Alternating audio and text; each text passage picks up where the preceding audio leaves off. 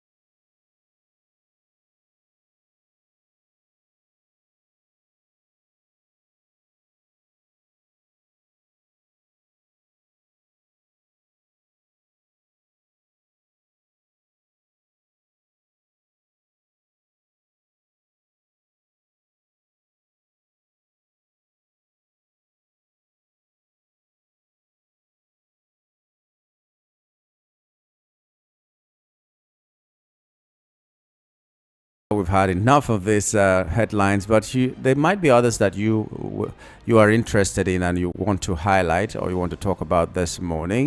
You are free to do so. Just that we couldn't take all the headlines from all the national dailies this morning. There could also be another thing that didn't make it to the front pages of our national dailies that really is of concern to you. We also can accommodate that within reason. So let's just join Rufai Hosseini for his thoughts this morning, after which our guests in the house will also join us. CP and will be joining us later on. So stay with us.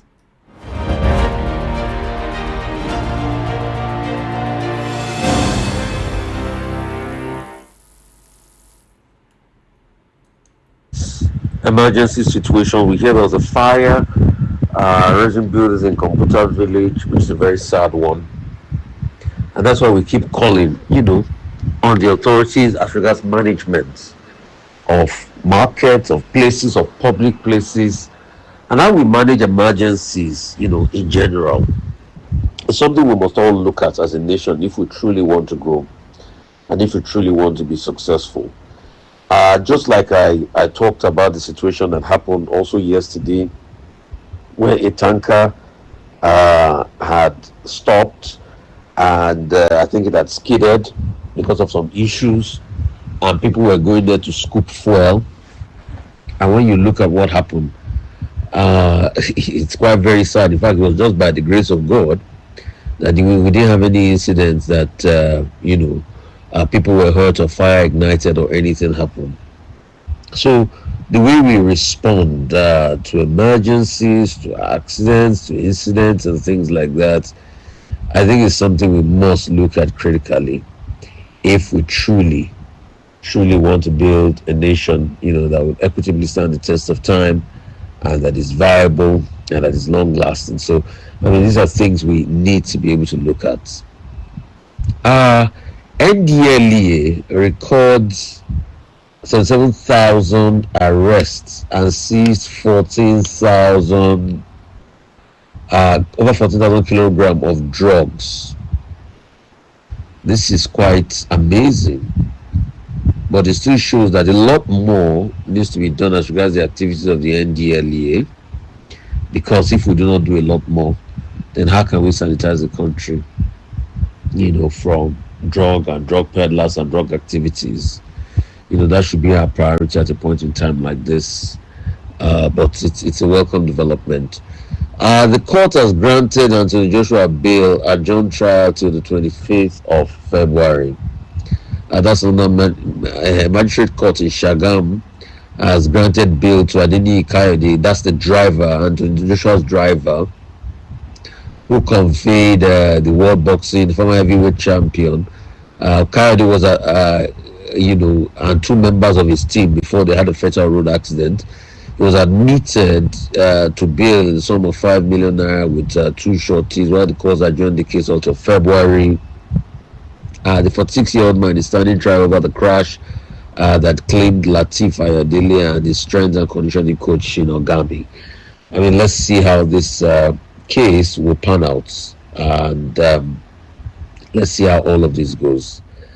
You see, a lot of controversy has been, people are talking about controversies and things like that as regards the state of play and the kind of national honors we give.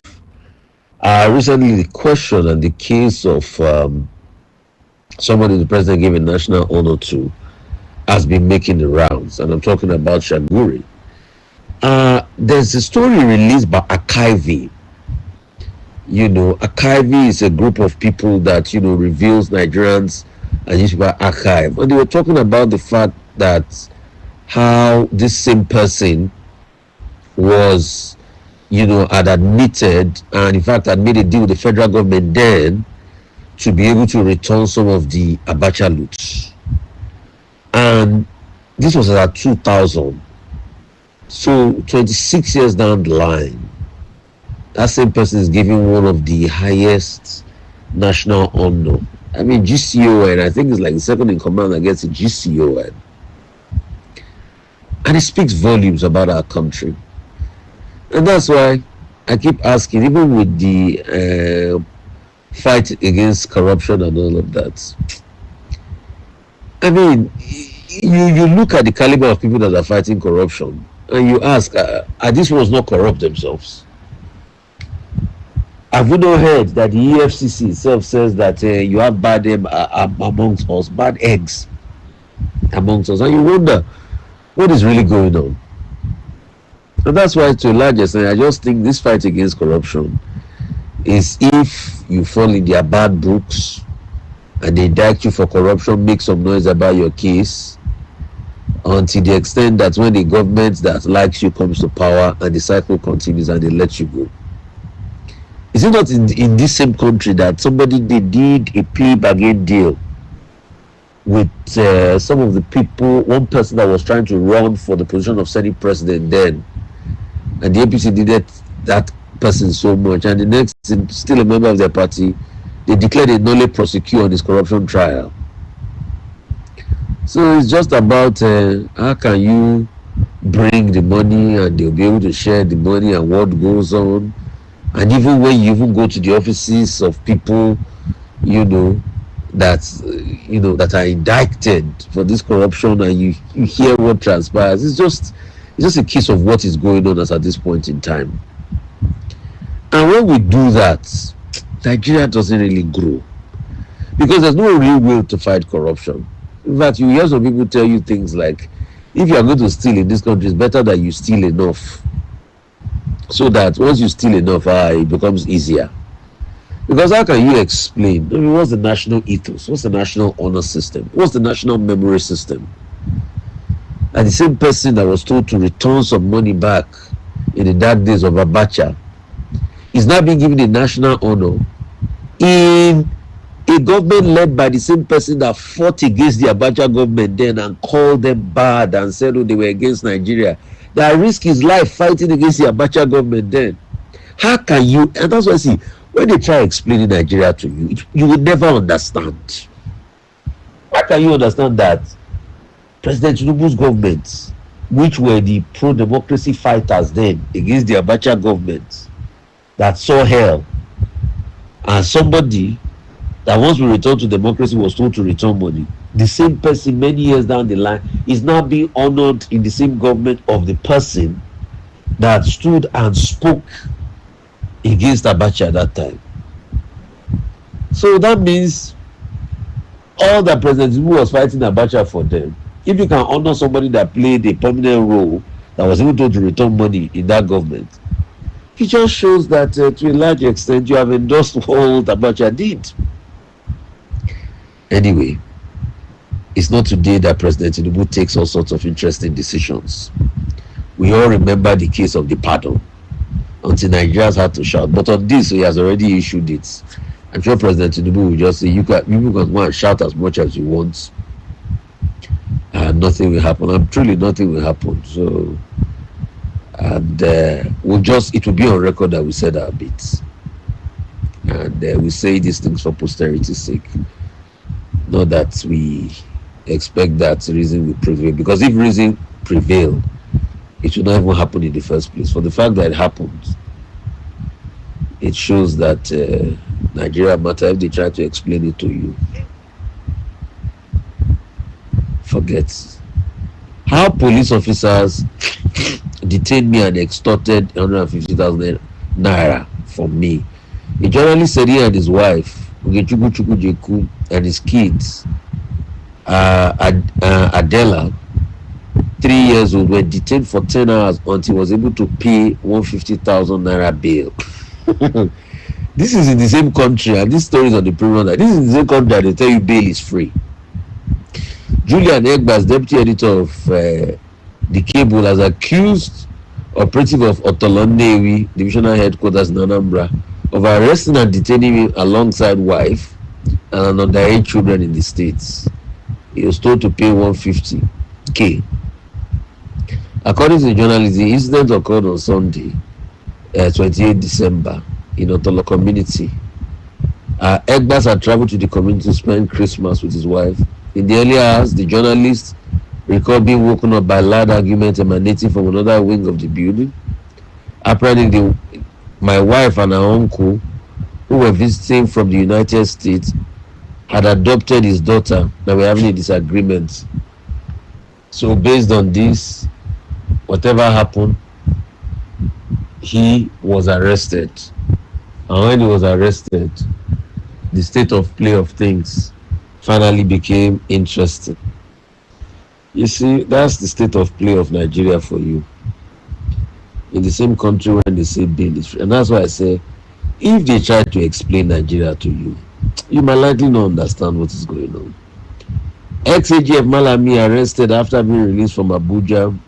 Tinubu meets the governor of Kano, ahead of planned defection.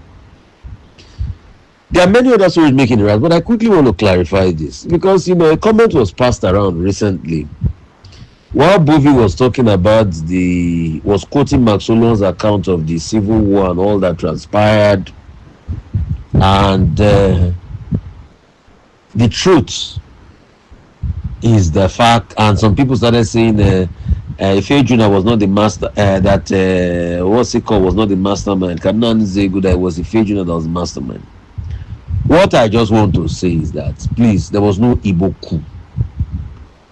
Because that's one narrative people have been pushing around to be able to indict the Igbos, which I think is wrong. Just like this same narrative and how they've been trying so hard to link this Christian genocide talk to the Igbos. In fact, I'll give you two accounts where they try to link it to the Igbos. The first one was this New York Times article. The second one was this New York Times. The first one was a story written on the cable newspaper that was saying that most of those pushing the narrative of Christian genocide were from Igbo IPOB accounts. See, for those that never saw the war, I pray may you not see war. Let's stop fanning the embers of hate. And I'm happy that Babangida, in fact, you might not agree with everything he says, also said it in his book that there was nothing like an Igbo coup. So let us rest that narrative of trying to call a dog a bad name in a bid to hang it. We need to be very careful in our narrative, because we should not allow politicians for their own selfish benefits to cause ethnic strife, because in the end, politicians will be the ones who benefit. In fact, they benefit more in chaos. Look at the coup plotters then, that they thought they were trying to fix Nigeria, and they thought it was a coup to clear away the political class. It was the same politicians that instigated the narrative and turned it against the coup plotters, and it became a regional narrative. And even Abu Ironsi was subsumed by that narrative, and it was all of this that snowballed into a war. So what we keep insisting on is fairness, a proper political process to herald good leadership, accountability of the institutions, making our votes count, not like the technical glitch that happened in the last election. Please, we beg, that must not happen again. We don't want a case of that technical glitch. And you out there going to vote your choice, let accountability be the order of the day. And please, some people are doing party registration and all of that. If they say bring your PVC, don't allow them collect your PVC from you in the name of party registration. You must shine your eye. Your PVC belongs to you and you alone. Please, I'm saying that for the sake of personal integrity. May God help. Right, the couple of stories making the round. So, we have started borrowing again. The federal government has moved to significantly scale up borrowing, as it's planning to raise as much as 900 billion from its January 2026 bond auction. So the amount doubles the 450 billion it targeted in January 25 as fiscal pressures and refinancing need to mount. Offer documents released by Debt Management Office. So what it just shows that anyway, it was part of our borrowing schedule, but what they're saying in very brief is that this time last year we're borrowing 450, now we're borrowing 900 billion. The question is, what are we doing with all of these monies that have been borrowed? What are we doing with all of this money? And I keep saying it, go and write it down. You see, it's when every government leaves that you see the corruption that happens. So we'll be watching. Major listed brewers in Nigeria generated a combined revenue of 1.54 trillion. for the sale of beer and other non-alcoholic beverage in the first 9 months of 2025, indicating an estimated amount Nigerians on brewery products during the year in review. So, according to the audited reports of Nigerian Breweries, International Breweries, Champion Breweries for 9 months, the companies collectively recorded strong top-line performance. It just shows that the brewery sector is doing quite well. So if you invest in shares and all of that, then don't forget the brewery sector is there for you. I lost 150 million naira goods to Lagos fire. That's what the trader is saying. One of the traders whose goods were destroyed after a fire raised the upper floor of one-story building in Shomoye Oshunari Street, Computer Village, has lamented the loss of over 150 million naira worth of goods. And it's quite very sad. It was gathered that emergency responders had to force their way to the building through the back door, as the premises were under lock and key when they arrived at the scene. Emergency responders said the cause of the fire was yet to be ascertained. PAMSEC of Lagos State Emergency, Olufemi Osoitolu, had earlier stated that goods worth millions of naira was damaged at the incident. Another very sad one, then. Another very sad reminder.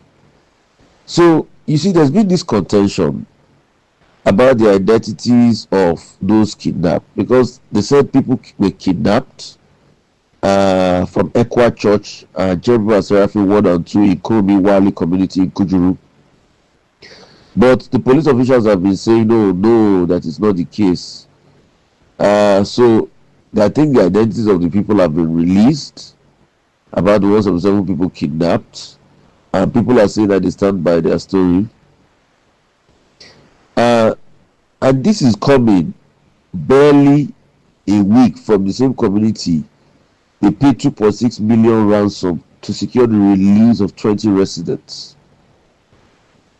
And it speaks volume of the state of massive insecurity in the country. I think these are the things President Tinubu should face, but we don't really get any results as regards the insecurity. All we get is just promises, promises, promises, promises. Please, let's be careful. And that's what, like I'm saying, party registration is going on, but please don't go and give out your voter's card. It's essential you think deeply about it. Please. So, the analysis of the 177 names obtained by Vanguard revealed that the entire households were abducted. Families such as the Jonathan household had 12 members kidnapped, the Amos family 13 members, the Makudi family 10, Ishaya and Danisa family 7 each, Bawa family, Danjuma, Musa family 5 each. So you have entire households. The oldest victim is a 71-year-old Augustina Matthew, while the youngest is a child of 6. So you have this high level of insecurity. And the funny thing is that people were even trying to say, it didn't happen. It didn't happen. So we live in a society where even the state actors cannot even account for citizens. And it's very sad. FG targeting less borrowing and more investments. That's what Wale do is saying, but at least in January, we know we are going to borrow. At least we are going to borrow to the tune of about 900 billion. So let's see how all of this pans out. It's shocking. It's shocking. And as regards the peace committee set up by Pandev, the Rivers House of Assembly are saying they are not going the way of all of that. And there's a document making the rounds as regards the Rivers House of Assembly, how they collected monies. I've not independently verified the document, but how they collected monies for different constituency projects. Worth hundreds of millions. Anyway, it was first said by Darlington Orji, and we are told them to back it up with facts. They had released some documents. I think Darlington Orji, the aide to the Governor Fubara. But we are waiting on the Rivers House of Assembly to be able to debunk that story and said, "Oh, that didn't happen." But there have been some arguments and documents being released to that effect. It's very interesting on what is panning out in Rivers State. But the truth is, it's just about personal interest, not about the interest of the people, and that's the sad reality.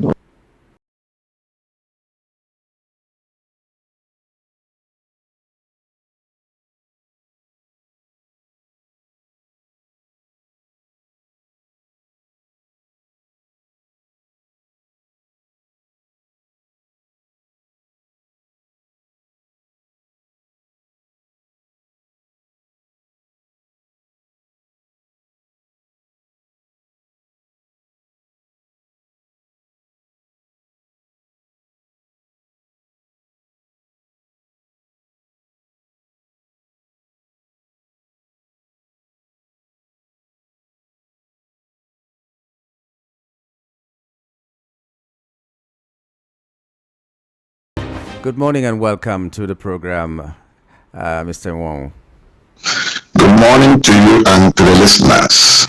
Okay, we're glad to have you join us this morning. So, let's go right away to the headlines. From the Punch newspaper, we have a report that alleged terror financing Malami faces long detention as DSS intensifies investigation.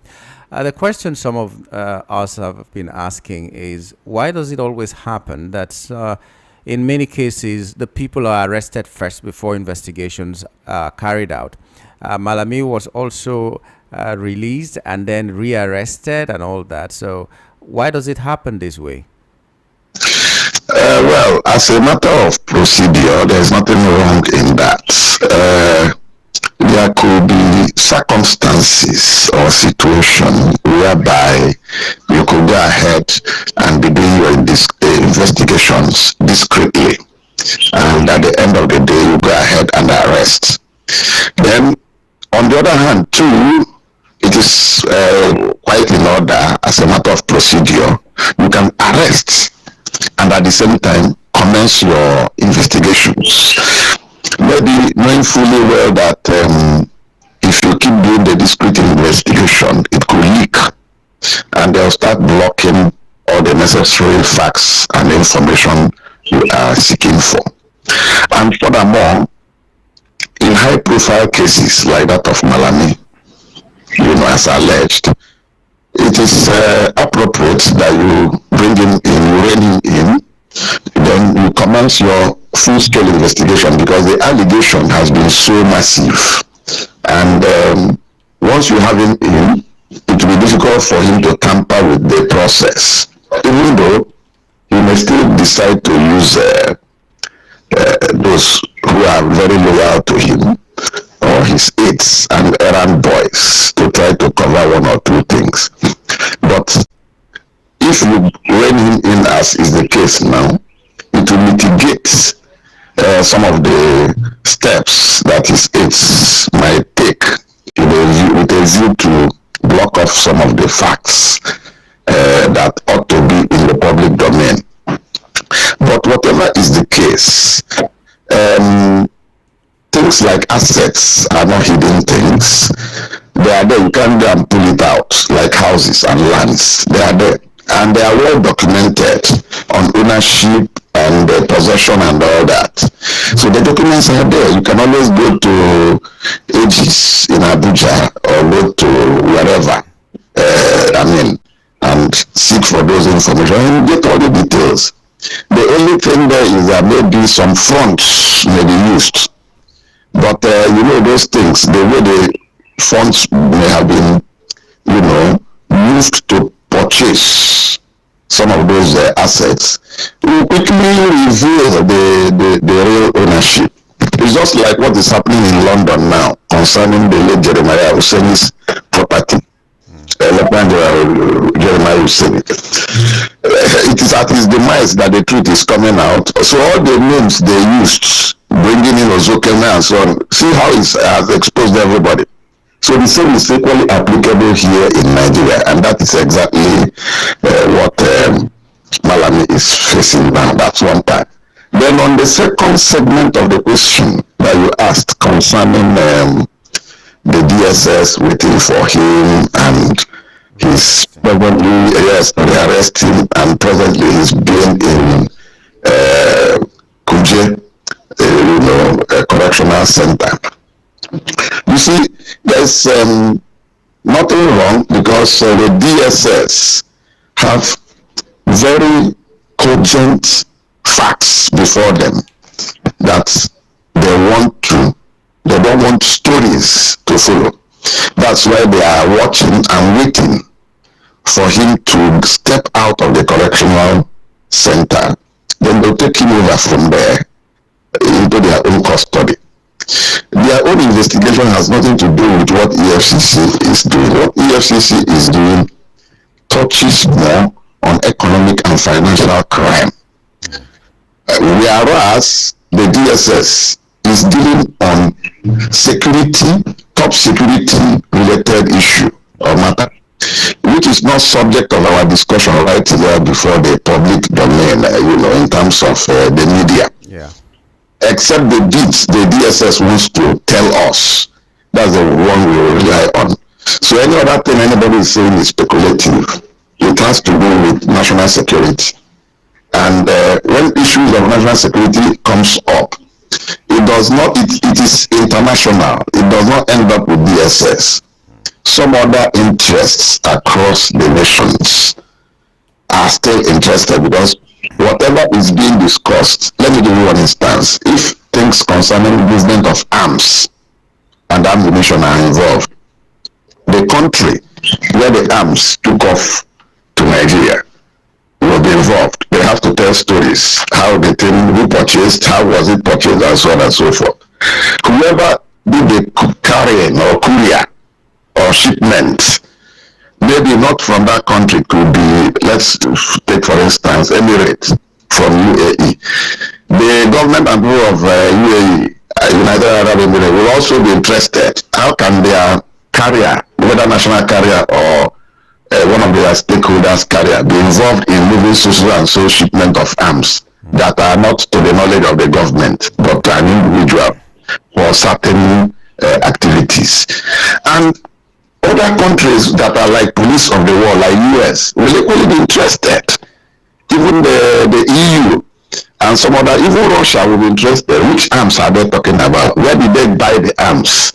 What is the purpose for?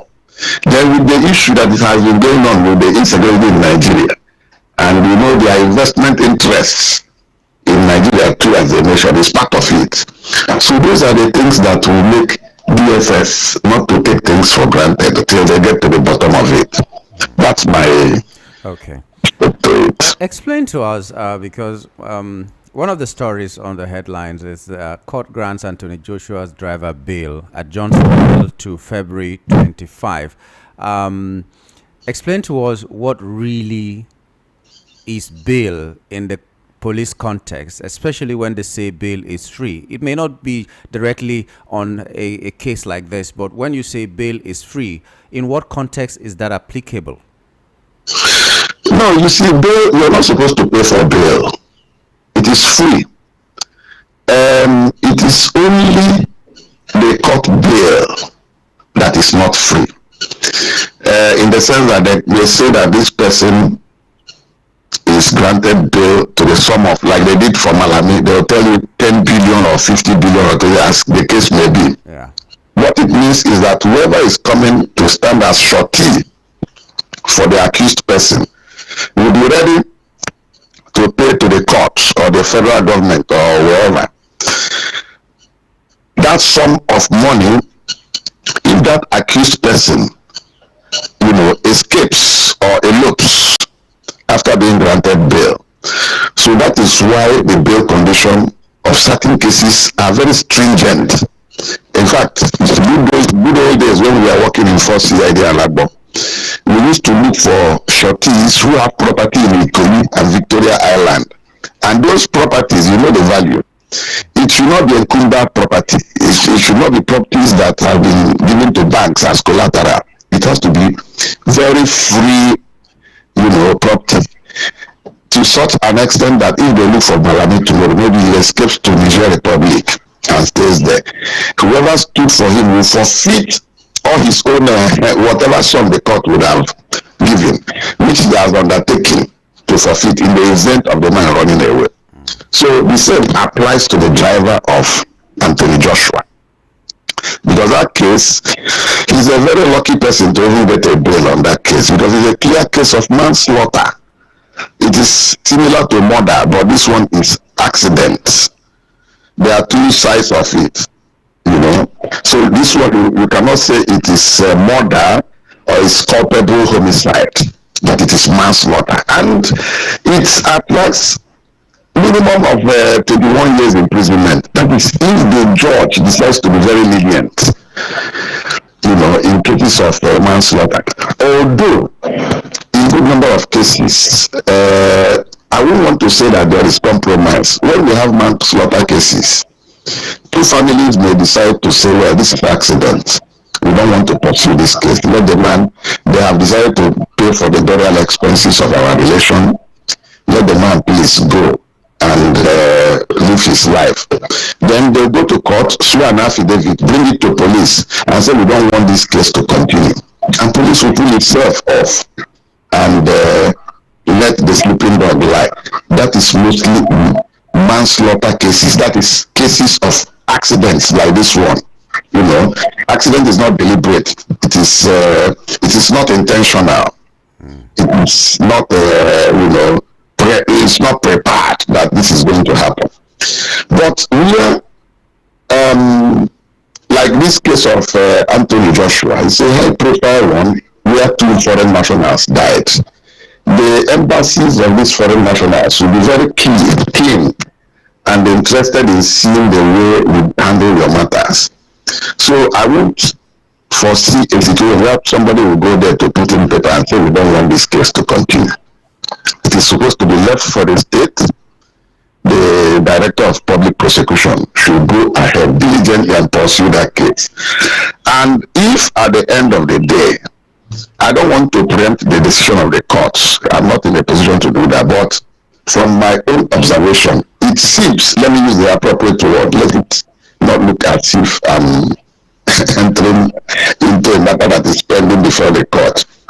If at the end they discover by police investigations, by the traffic department, in collaboration with Road Safety Corps, they find out that it is recklessness and carelessness of the driver that resulted in that accident. Maybe overspeeding, because if you look at from the beat we saw, the trailer is parked completely off the road. You will say that it's a broken down trailer or that it's sat in the middle of the dual carriageway.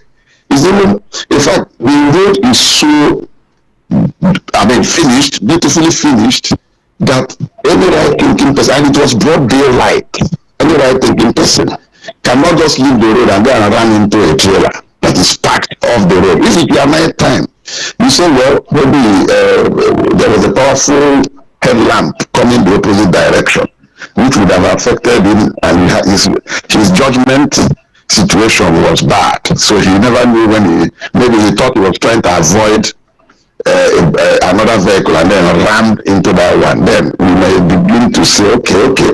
But if you do a diligent investigation, my brother, I don't think that man will escape conviction. So that's just the truth of the matter. What if they find out that the truck that was parked didn't have any caution that will make the incoming drivers know that it has been parked there? Is there no law to that effect, that if you're parking like that, there should be some, because that's on the road, no matter how it was parked at the corner of the road, shouldn't there be some kind of caution that will warn people that are coming on? No, well, you see, we are beginning to bring in technicalities. The first thing there is that the vehicle was not parked on the road. It was not parked on the highway. Rather, it parked on the shoulder. You know where we call the shoulder? Shoulder is meant for you. If you have a flat tire, you park there and begin to change your flat tire. If your radiator is overheating, you park there, you begin to do that.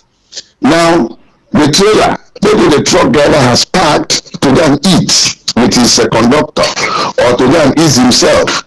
Must he come and begin to put C caution for you that he has gone to ease himself? That's a question you ask yourself. And depending on the location of the highway, maybe he's not close to a filling station where he can drive it here into filling station, or a park, where he can drive in and park there and go and look for toilet. Okay. Probably it's about 10-20 kilometers to his destination.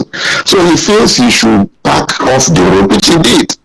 Okay. And then go into the bush to ease himself. So does he need to come and put C caution? He's not on the highway itself. Okay. The highway is marked. There are usually 3 lanes on the highway. You have the speed lane, you have the slow lane, which is the middle, and you have the service lane, which is the third one. So the shoulder is meant for people in either distress or people that are in bad condition of their automobiles. Okay, I understand that. I just wanted clarity on that. So let's go back to the bail thing. In the police, what does bail mean? Because you've told us that in the courts, it means a condition that you give to free someone so that if the person escapes, let me use the word escapes, then you have to pay. That's the penalty the surety will have to pay. In the police, when you say bail is free, that's where we actually see bail is free written in police stations. Yet you can never remove your person from the police station without paying money. At least the money they are paying in police station is illegal. You are not supposed to collect money from any suspect. It's never done under the law and under the practice and procedure. So whatever or whoever is in the station as a police officer who demands and collects money from a party is extortion as far as the context is concerned. It is unlawful and it's unacceptable. How can you seek redress when this happens to you? Well, the best thing to do is when they start mentioning money to you, forget the man that is talking. Go to his boss and say, see what these boys are telling me. Are you aware? Is it your position? Are you the one that told them to do that? You see, the boss will deny instantly. Then if the boss tells you, no, you have to go and do that too. If you say, go and play ball with them, assuming it's a DPO that tells you that, leave him and go straight to the Commissioner of Police of the state and see what the CP will do for him. In my own case, when I was CP, if I get any such complaint, you are no longer a DPO in that place. I will remove you. It's better that I remove you than I issue you query because that will affect your record. I will remove you, bring you to a place you will see clients or you will see parties to collect that money from. You see, there are ways of getting this thing. It's not by force. It's not a precondition. You do the thing. That's why some of us today will work and have friends. You do it for them, it's free. They will come back and thank you. And in a good number of times, the way they will thank you will be greater than the one you by force squeeze from them. And the people you are squeezing from, many of them don't have. There are some people who even have contacts and connections. If you help them, let me tell you the fact. Some of the benefits I'm having today since I retired, and some of the people I met while in service, while I was even growing up as ASP, DSP, because I never attached money when I was dealing with them. It is them that are beginning to look for me. Where is that man? Where is he now? And if you see the type of favors that is following me today, it's just the glory and grace of God. So that's why whenever I'm talking to them, I tell them the truth.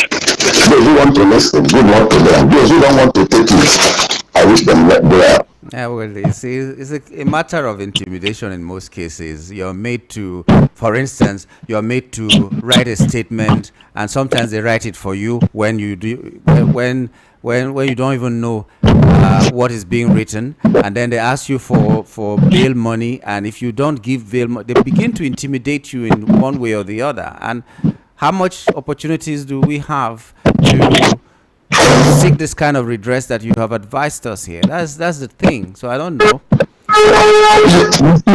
thing is this: it depends on the level, because a good number of times you find out that it is people who have nobody to talk for them, that find themselves in that quagmire. And in other words, what I'm saying in essence is that people, before they approach the police for bail, they should ask questions. Please, who do you know that knows any senior officer around there? Let us get in touch with such a person and approach them.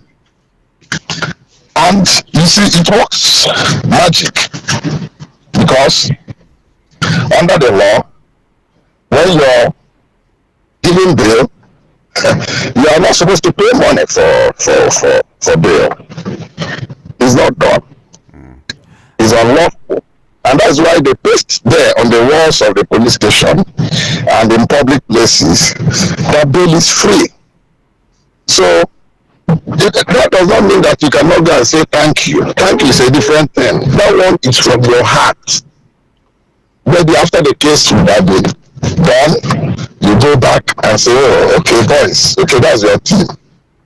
Please take this. I want to give you this as appreciation from my heart. Then they will take. That is the one we call blessed money. And then, even the other himself, the DPO and the DCO, some will still go to DPO and DCO and say, oh, God, thank you very much that your boys did well. They didn't try to pervert justice, being influenced to do the wrong thing. So, if that is the case, nobody will complain against you. You see, where the petition comes or complaints come, is where people go to begin to demand with menaces and begin to, tell them that if you don't bring this, give them targets. If you don't bring this, we are going to deal with this relation.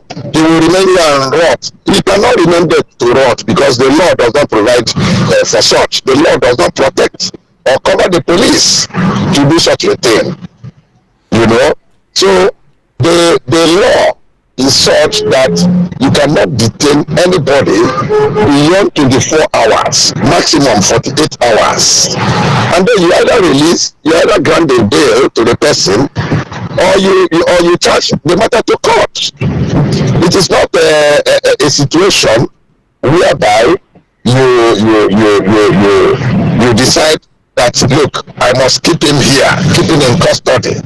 You don't have such authority, you don't have such rights. So what happens that in prisons today, if you go, you'll find a lot of people awaiting trial.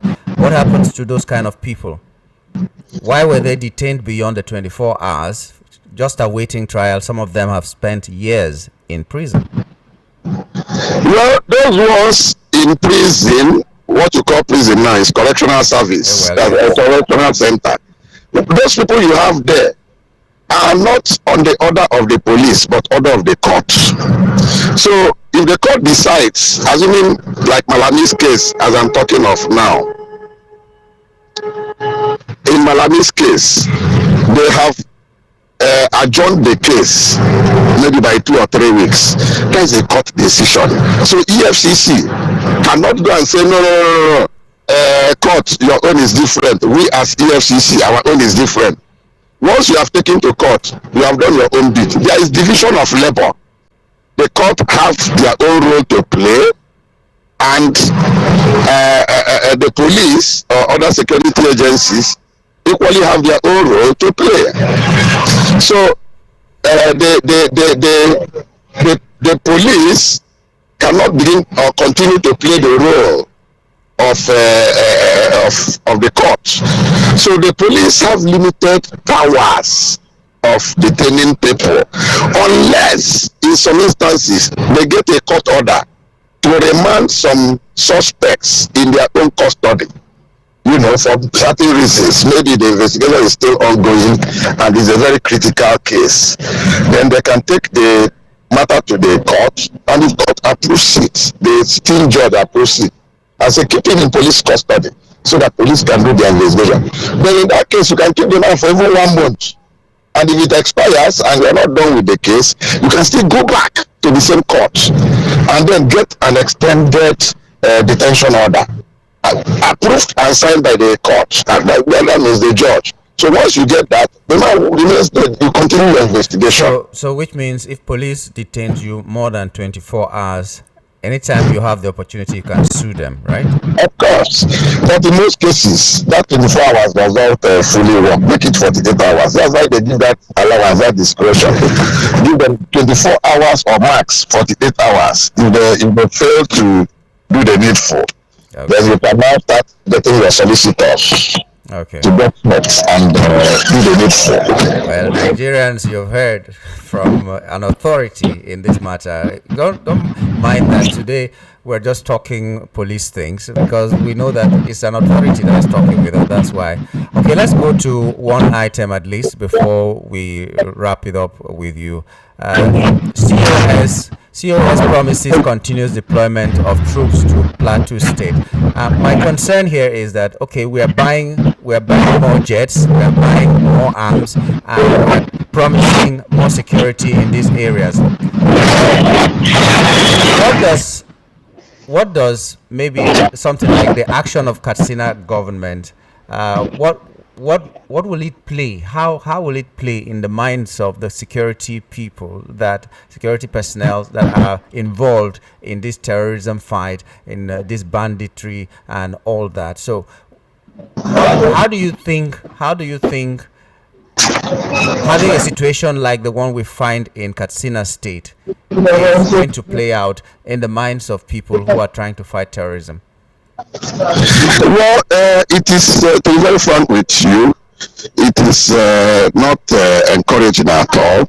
It is like, as if you're working on cross purposes. You know the risk the personnel would have taken prior to apprehending those unlawful people involved in unlawful activities. So, taking cognizance of that, they are really supposed to be cautious in the way they go into the so-called peaceful the negotiation for exchange of either people kidnapped and the issue of those who are presumed to be involved in the act of either banditry, kidnapping, or terrorism. It's a misnomer, and honestly, it is not encouraging to continue to tolerate or accommodate this type of development. It's not in the best interests of security of this. So, having said that, it behoves on the government of Katsina State and maybe other contiguous states to endeavor to reduce this open arrangement whereby people that are suspected to be hardened bandits being just negotiated to go into the streets again. Number one, we have exposed to danger those who were involved in sleepless nights, gathering information and tracing and tracking those people concerned to apprehend them. Because tomorrow they may start seeking for revenge against those persons and their relations. So these are things the government should consider. And apart from that, the governors too need to be advised properly. They should be asking for opinion of legal consultants and legal advisors in the state on issues like this. Because if you treat it with kids' globe, that means tomorrow these people are emboldened, they are encouraged, and to them it's like a normal business. We should continue to do what we have done, and that nothing serious will come out of it. Okay, well, sorry we had to just talk security this morning, but we'd like to say thank you to you, CP, for your contribution this morning to our discussions. Thank you very much for always tolerating and accommodating me. We like to hear you talk. Thank you, sir. My pleasure. Okay, so we've been talking with CP Chuks. He was giving us some insights into security matters, as it were. Sorry for just concentrating on security this morning with him, because he is an expert in that, so we needed to clear some gray areas. At least you've been able to know. We've always been told anyway, but we have reinforced it today and emphasized it that bail is free in the police station. If you are asked to do that, look for a higher authority until you get to the point where you know that, okay, you cannot escape this, but you can seek redress. There are avenues to do that. And if you're detained in the police station for more than 48 hours, which happens a lot, without you being taken to court, you can even sue them when you have that chance. Okay, so I hope we've been able to learn this. And some people who also were asking why Malami was rearrested after being given bail, he has been able to give us the reasons why this could have happened. Okay, we'll move on to other matters. We'll just open the lines right now for you to call in and then to also send your messages if you want to connect with us. So for calls, you have 0700 903 903 903. 0700 903 903 903. We also have 08036929933. 08036929933. Call us now and let's hear you. Okay, we also have a number for WhatsApp in case you want to want to send us a message or call us on WhatsApp. You can call us on 081-7175-6338. 081-7175-6338. Hello, good morning. Hello, good morning, Yanko. Good morning to you. Yeah, this is Divine. I'm calling from Beijing. Divine, go right ahead. Yes, I want to talk about the advice from the CP2. Yeah. Sometimes that advice can backfire on us for individual that doesn't have any connection of jail is free. And then you go to the court, you go to the police station, they ask you to pay money, you stand by bail is free and you refuse to pay money. You will find yourself in the court, from the court you will find yourself in the prison. That is where you... Oh, sorry, I don't know what happened on your end, but we didn't cut that call. Well, thank you for calling. Sometimes it backfires, and this is so true. Hello, good morning.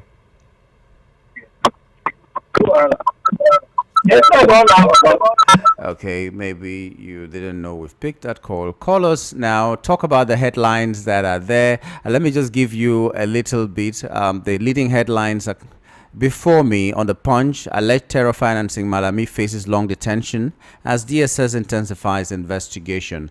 On the Vanguard newspaper, Kaduna, names of 177 abducted worshippers revealed. You remember the story of the kidnap from churches in Kaduna that was refuted by the police and saying that when they said that nothing of such happened. Now they have released names. The communities are insisting that it happened, and they're releasing names of this. Sometimes whole families were taken. Sometimes, how people go to church, the whole family will be in the church and then they just go take them all. And then we have also from the Sun newspaper, the leading one is community releases names of 117. In some papers it's 177, so others is 117. Maybe it's just an error that can be corrected, but it's above 100 people. On the Daily Post, Atiku versus Abba, ADC leaders, analysts weigh impact of son's defection to APC. Remember that Atiku's son defected to APC. He didn't follow his father, and his father said this is a grown man, he can make his own decisions. Now, visa restrictions. Nigeria should have set its position, not beg, says Fashola. All right, that was on daily on the Guardian newspaper, and on the Nation newspaper. The leading headline is what I discussed with Tinubu by Governor of Kano State. Okay, so let's take your calls. Hello, good morning. Hello, good morning. Good morning to you. This is Chibuzo coming from Oshodi. Chibuzo, go ahead. One thing, when they are saying that bail is free, in Nigeria, there's nothing like bail is free. The reality is that bail is free for only the rich men. And the rich men, somehow, they are being taken bail free on a condition because they have their lawyers and they have properties. When you try to say bail is free in Nigeria, somehow the police may say, okay, go and bring 3,000 or 5,000 and go home. That is to free yourself. And you try to move ahead of it. Before you know, the statement written will return and they will send it to court, my brother, before you know what is happening. You either find yourself in jail or you regret even trying to push. The country is not well balanced. So until the country is balanced, then we can talk that bail is free, just like other countries. Look at the way our government, or should I say the governor or the North, is releasing bandits. You know what it means to release those people? That the security agencies are taking much risk to capture them, and now you release them. By releasing them also, do you know that it can also put those that can give some information in trouble, which they will do after that. They did not even consider that. So my brother, the country is not balanced. Let God just save us. Thank you, my brother. Thank you very much. Let's take this call. Hello. Hello, good morning. Hello. Good morning to you. Hello, good morning. Good morning. Hello? I'm listening. I can hear you. Go ahead. Hello, I'm good. Good morning. Good morning to you, sir. Can you hear me? Yes, I can hear you. Okay, this is Prince Chibaka. Okay, go right ahead. Yeah. Yes, I'm disturbed at what the CP said this morning regarding bail. We must not create a situation where Nigerians are misled. I run an NGO, and severally when we have cases that somebody needs to be released on bail, the police will still insist on collecting money. Even when you go to meet the DPO, the DPO will tell you to go and settle with the boys. So when people come out and tell you that bail is free on paper, but in reality, there is no police station in Nigeria today that grants bail free. So let us have this fact, please. Thank you. Thank you very much. The last caller said as much. Sometimes when you say bail is free and you want to stand your ground, you find yourself in prison because a lot of things will just be put out there, false facts sometimes, false information sometimes, and then you find yourself in prison. And who will talk for you? Almost every Nigerian that has ever said something out loud has an experience with these police cases, bail is free thing, and all that. In fact, in the broadcasting world, it's as if some of the most outspoken people have one day or the other slept in the cell and had a problem with the police one way or the other. And we know how these things play out. But it's good to know that by law, this thing is free. So maybe at some point you can be able to document your evidences, how you were coerced into paying these things and all that. And when you get to court, you present them. I don't know, but it's good to just know that these people doing this are doing an illegal job, just like standing on the highway and collecting money and all that. And you say that this thing is illegal. They will detain you there and make sure that you lose maybe 3 to 4 hours on something that you should not have wasted any time just trying to address. It's a terrible situation we have. And like our caller said, until this nation gets the balance that it needs to get, we may not get these things right. Okay, good morning. Hello. Okay, since we couldn't get you, let's take another one. Hello, good morning. Hello, good morning. Good morning to you. What headline is interesting you this morning? On the discussion we had with the CP. Okay. concerning the bail condition. Okay. The truth is that Nigerians are suffering in the hand of The Nigerian police. Mm. There's no policeman that will grant you bail free. And when you want to stand on your ground that is free, you will find yourself in a situation you never imagined. Yeah, how can you prove whatever that is happening there when they don't allow you to go in with your phone?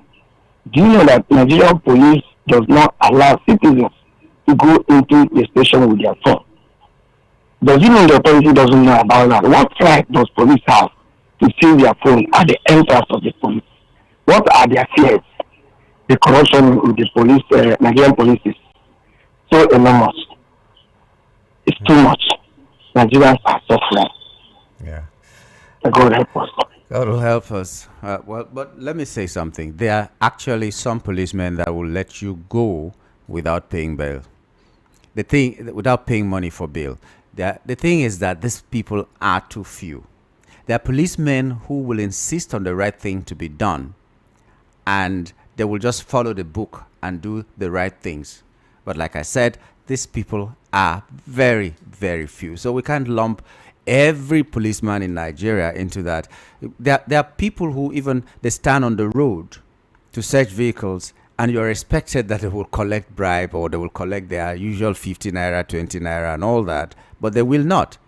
They will do the right thing. They will search you if they need to search you, and they'll let you go if they need to let you go. They will not collect a thing. There are people like that. Maybe a lot of people will be surprised, but there are policemen who are really, really policemen that do only the right thing that the law permits, and that's all. But to find them, it's like we say in Nigeria, now by connection. Hello, good morning. Yeah, Yes, sir. yeah, you see, what people said, I was ex-police officer. No, when peace national can talk, it's true. When you know somebody, the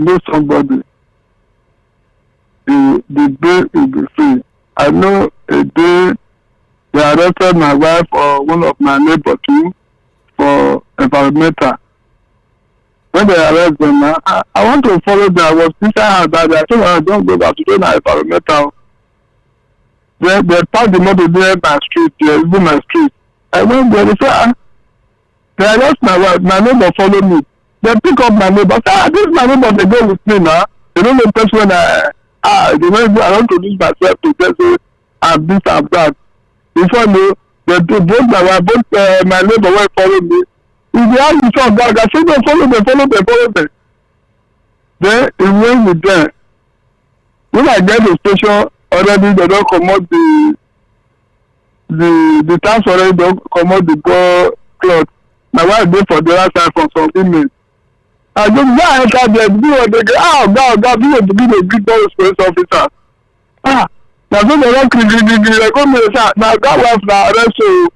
I think when we pay me pass, I know my woman don't commit. When they arrest the boy follow me, I know when they arrest her. Now so when they not arrest me Jordan. I love the say, okay, I love you now, sorry, now, this and that now. Okay, I don't say we do our cash, don't be so. You get section 2 when you go, some officers, if you want to pay, they will just say, oh yeah, they want to make a statement, go back by the come, document, they will just write for you, they say you can go for bail. But some of them agree, they say like say they send you message, go and bring this so amount, go and bring so amount. Some police officers, they don't agree. You know, in the video say this or that. No, I don't want every time too. When woman come arrest my woman, say they fall for her heart. Then when my woman go bad dress, I didn't know that now. They go to get the mother and say they like woman they are fault. They can't come and go to the station. When I get there now, I go to my work, they call me. I say, what happened? I had my wife, this one they go about God dress. I said, this man just called a fighter. I said, for what you say because of they sell and say food stuff we are very close to our shop. I said, okay. when I enter the counter and I see the baba of the woman, I very old, and I don't know the woman, say almost a friend to my wife before my wife comes out business. I just go counter and I say, come and say, God, no, we don't say the officer too, we don't take anything from you. But this man, I would do, I say, no, you must release that woman, the Lord the two of them was there. You must release the two of them for me now. They think, I said, you must release two of them for me. They thought that I was but I know say the wife will go free now. They don't put your wife on sale. They put your wife on a bag of counter and the woman they say, I said, no, if I remove only my woman do, my big conscience don't clear. They are God, say God. You need to there for me. Because that's what the other one begin to beg me say, oh God, I beg. I think they say, oh God, what you want to do about the case? Because my woman now the woman be a complainer. Now they arrest. They go to take the case to I say no way to take the case to court. okay. I claim no matter there. All right. Then both of them follow me call. But the one you see me say is true. Because police when I get for the husband of that woman, when don't carry my wife go to the station. Because when you say only kind of time it's enough for me. No be money. Of that time to after no husband. You see, just when Nigeria is not enough for you. Police so no they agree, so they agree. Just when Nigeria so no they agree at all. True. They will kill your body. True. What you want? Is there True. True. Thank you very much. It's true. So that's why I said to find these people who do not collect bribe or who do not ask for money for bail and all that is very, very difficult, but they still exist. So maybe you try your luck, but know that there's the possibility of having it is maybe 2 against 98. So just be just be careful. Don't enter into any kind of trouble in Nigeria. That's the thing. Just be careful and then pray hard, because sometimes you don't deliberately enter into problems. You just are unfortunate to be at the wrong place at the right time. Some people, like, they have a job that they have to come back very late in the night, and then when they are coming back home at night, they could just be picked up for loitering for one thing or the other, and then you will have to go and pay a lot of money. If you cannot do that, you might end up in prison on charges that you didn't even know anything about. It happens in Nigeria, and so I have had personal experiences, so I can talk, but that's matter for another day. So it happens a lot. But can we just go back to the other headlines? We know already that it's difficult to have bail without having to pay money. We know that one, but we've been told it's illegal. So let's just swallow that one and do whatever we need with that information. But can we go back to other things to talk about? Hello, good morning. Yeah, hello, good morning. Good morning to you. Yeah, this is Ifeanyi from Ifeanyi, go ahead. From Liaso Road. Go ahead. So, the issue, what I want to talk about is the issue of the SP that spoke with you this morning. Yeah. About the police people. They all know that the extortion that is going on in the police station is out of this world, because they will say you have the right to do this, but when you get to there, once you are in that police station, the intimidations that goes on there, you don't even stand a chance.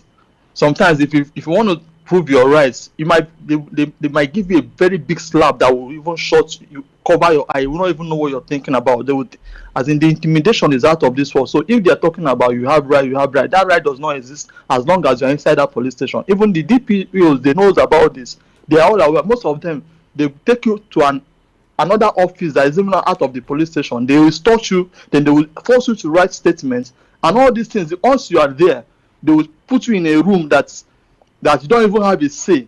The intimidation in the police station, these people just come, they talk about, say this and that. Though they are good police, but before you can see, since I was born, I've never seen a good police officer. Maybe have a police, maybe one of my friends, or get to the police, or sometimes they stop you, they carry your car, your paper is complete, but they just want to find something to, anything that is not even out of the context, they will just use it to extort you. And it's very, very wrong. I don't know when they're going to get all these things right, because the police are the major problem we have in Nigeria. Because if the police are doing their work diligently, we'll have lesser problem in Nigeria. That's just my take about the police case. Thank you. All right, thank you very much. Okay, as usual, we've gotten to that time where we'll have to take a break. Your messages, I can see them. They're coming in. We have also people who are trying to call us, and we cannot take your calls at this moment, but we know that we have another opportunity at 10:30. When we return, we're going to take all the messages and take all your calls. We'll refresh our memory, what the headlines have been like, and if any other one comes in the course of this break, we'll also bring it to you. So let's save this discussion till later. I'm still Nyamgul Agaji on Voice of the People 90.3 FM Front Page Review. Let's take that break. See you at 10:30.